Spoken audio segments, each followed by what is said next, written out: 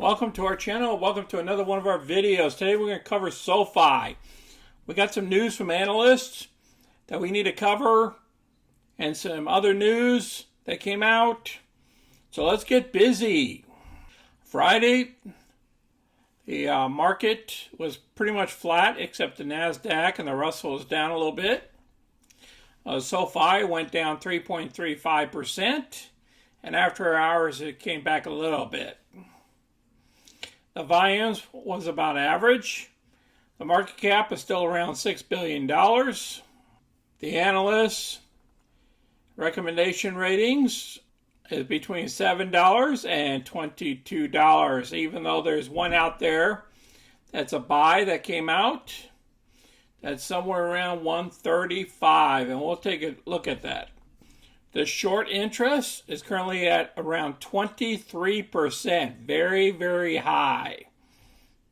That means at any time these shorts want to close their positions, it's going to push the stock a lot higher. And that's based on the report of 4:30. I'll place this article down below so you can review it. First item we're going to cover is the top analyst says the bottom is in for the Fintechs. Let's listen to what he has to say a little bit.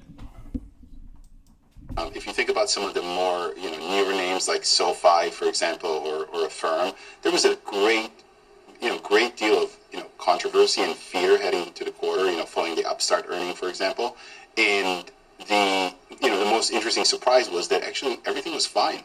The markets overreact, and that next thing you know, they dump the shares.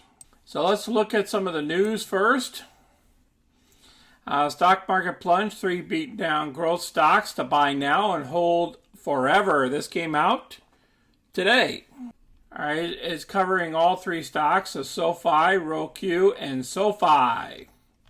Let's go down to SoFi real quick. A rare combination of fintech and traditional banking under one umbrella. They're talking about the company that purchased Golden Pacific Bank. And this move gave this company a bank charter. Although Block combines fintech and traditional banking for business customers, SoFi is one of the few to offer this combination of banking with fintech capabilities to individuals. And the market was concerned with the student loans, and that's why the shares dropped 18% before the market halted trading 3 hours following the May 10th report. Nevertheless, these concerns did not stop total numbers from rising 70% year over year to 3.9 million customers. Think about that. 3.9 million customers, and they're just getting started.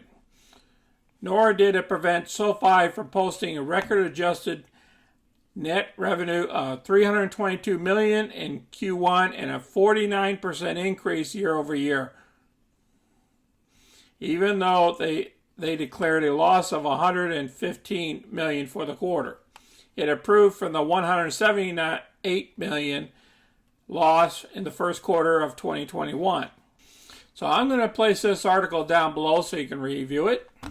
Now another article that just came out on Thursday, down almost 70%. SoFi Technologies CEO keeps buying shares. The company's pullback has attracted the attention of the CEO. Since March, Noto has purchased nearly 1.5 million of SoFi shares, sending a signal to investors that he thinks the company is undervalued. The growth story continues, and they talk about the growth story of their customers and everything. And per management raised guidance, Wall Street analysts are modeling for SoFi's top line to eclipse $1.5 billion in fiscal 2022, translating to 49% growth year over year. And then they talk about the favorable risk-reward scenario today. I believe the stock is for the future, and it's going to take out some of these other big banks. These guys are paying a 1.25% right now to checking account holders. They have direct deposits. Now, these other big banks are not keeping up with that. So I believe there's a lot more into SoFi that's going to happen in the future. It's going to force the other banks to provide additional interest rates to everybody because they're going to lose a lot of customers, in my opinion. Buy rating, Price target is $135. Now, wouldn't you want $135 a share for each one of your shares instead of $7 or $8 right now? This analyst is totally into the stock and he believes we'll get there. It's just going to take a little time. I'm going to place this down below so you can review this video as well. I've seen this attractive options here in January 20th, 2023. I see some huge volume here. There's 85,000 options at the 15 call. That is huge amount of volume. And then if you look at the 10 strike price and the 1250s, they're over 30,000 options there as well. And then you look down here at the 20 level, you see almost 60,000 options. There is some huge volumes going on here in the call side of the house. And we're talking about January 20th, 2023. Now on the put side of the house, I see some volume here between the 15s all the way up here to the 20s. And then I see some down here at the 750s as well as the 5s. So I want you guys to review this. I might pick up some of these calls up here in the coming weeks or so, and I'll keep you all posted on that. So let's go look at the chart real quick. Now we bottomed out down here for the earnings.